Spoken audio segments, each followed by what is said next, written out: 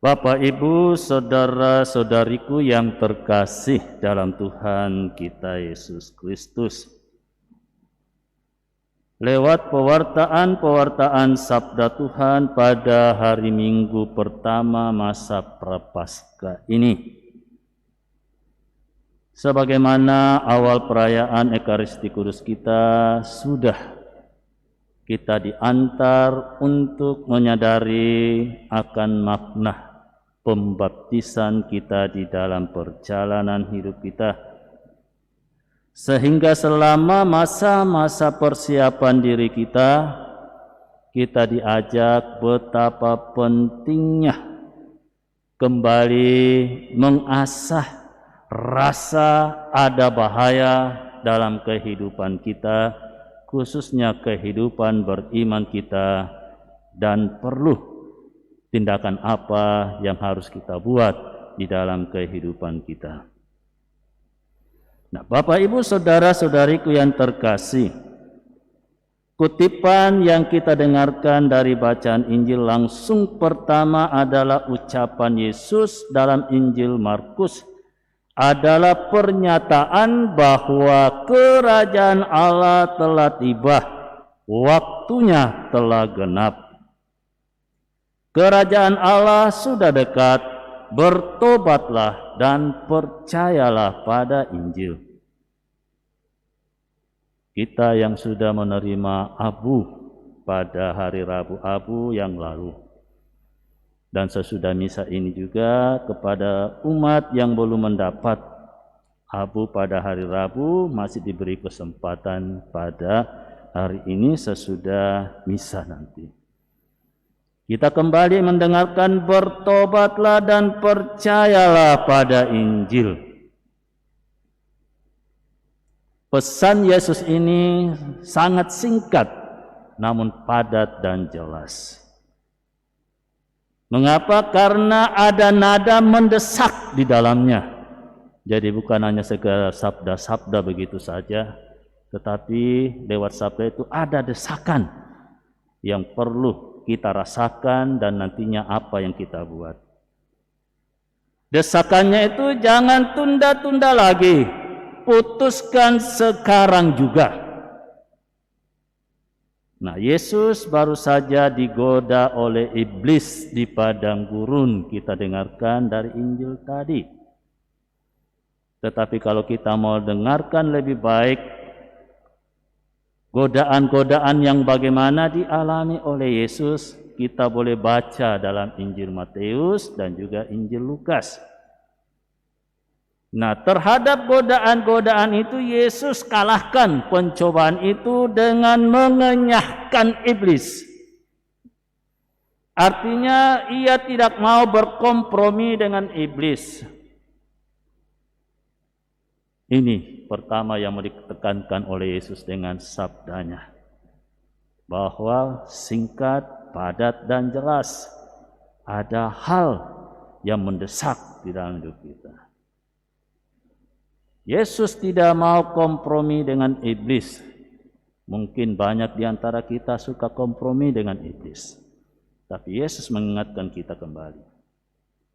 Maka ia juga tidak mau menunda-nunda. Ditawari ini, ditawari itu, dan ditawari dan sini dan seterusnya. Juga Yesus tidak mau mengulur-ulur waktu berhadapan dengan godaannya itu. Maka dikatakan, enyahlah iblis, sebab ada tertulis, engkau harus menyembah Tuhan Allahmu, dan hanya kepada Dia sajalah engkau berbakti.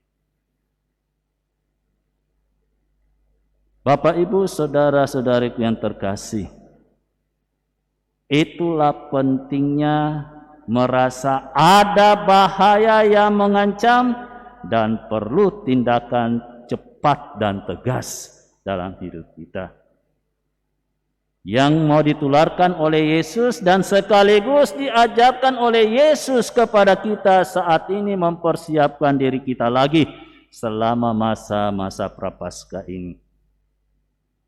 Mengapa dikatakan pentingnya merasa ada bahaya yang mengancam dan perlu tindakan yang cepat dan tegas? Yesus mengetahui akan keadaan kita, memahami dan memaklumi akan keadaan kita karena di dalam kehidupan sehari-hari kenyataan menunjukkan bahwa betapa seringnya kita menunda-nunda dan mengulur-ulur waktu untuk bertobat dan percaya. Kan begitu seringkali terjadi dalam hidup kita. Jadi keengganan kita untuk bertobat dan percaya disebabkan oleh tiadanya yang namanya rasa ada bahaya yang mengancam dan perlu tindakan yang cepat dan tegas dalam hidup kita. Kita sering menganggap demikian, toh hidupku aman-aman saja. Berbuat dosa, apalagi dosa yang itu-itu terus, lalu doa juga ala kadarnya, korupsi juga jalan terus, bermalas-malasan, dan berbagai kejahatan yang kita lakukan, kita rasa itu tidak berdampak besar dalam hidup kita. Jadi buat apa untuk cepat-cepat bertobat dan percaya, Bapak Ibu Saudara-saudari yang terkasih. Itulah sifat kita manusia, Bapak Ibu Saudara-saudari yang terkasih.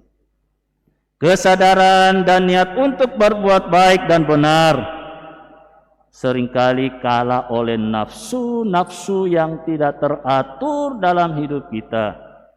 Nafsu-nafsu mencari kesenangan sesaat untuk diri kita.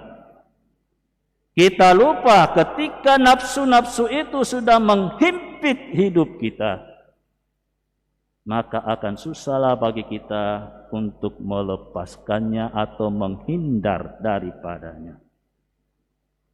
Nafsu-nafsu seperti itu membelenggu dan sekaligus menjerat kita. Akibatnya Bapak Ibu Saudara-saudari yang terkasih, kesadaran dan niat untuk berbuat baik dan benar apalagi jujur di dalam hidup kita semakin tenggelam dan kita akhirnya terjerumus ke dalam kegelapan yang paling gelap, di mana terdapat yang namanya ratap dan kertab gigi. Kita bisa temukan teks itu, bukan saya karang-karang, dalam Injil Matius bab 8 ayat 12, 22 ayat 13, 25 ayat 30. Kalau tidak percaya, nanti pulang di rumah silakan dibuka dan direnungkan kembali Bapak Ibu Saudara-saudari yang terkasih. Maka pesan Yesus singkat dan padat sebagaimana sudah diketengahkan kepada kita. Jangan tunda-tunda lagi, jangan mengulur-ulur waktu, jangan berkompromi dengan iblis. Bertobatlah sekarang dan percayalah padaku. Kehadiran Yesus di tengah-tengah kita merupakan jaminan. Jika kita mau mendengar pesannya, maka dia tidak akan tinggal diam.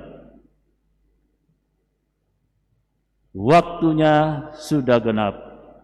Itulah waktu kehadirannya. Waktu yang kita tunggu-tunggu.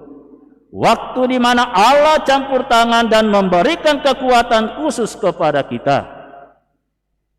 Itu berarti ia menjamin akan menemani kita dalam perjalanan menuju kepada, bukan kepada kehidupan yang lain, Bapak Ibu Saudara-saudariku yang terkasih, tetapi kepada kehidupan yang dia janjikan dari sejak dahulu kala, sekarang dan seterusnya. Itu adalah kehidupan yang kekal. Maka sekarang Bapak Ibu Saudara-saudariku yang terkasih, putuskanlah hubungan dengan iblis dan hiduplah bersamaku. Inilah warta Injil bagi kita dalam Minggu Prapaskah yang pertama. Bapak Ibu Saudara-saudari yang terkasih, pertanyaan tuntunan untuk kita refleksikan lebih jauh. Setelah kita mendengarkan renungan-renungan yang baru saja berlalu begitu saja dalam hidup kita, pertanyaannya, bersediakah kita mendengarkan seruan Yesus ini? Itu yang pertama. Lalu yang kedua, bersediakah kita merasakan ada bahaya yang setiap saat mengancam kehidupan kita, khususnya kehidupan beriman kita.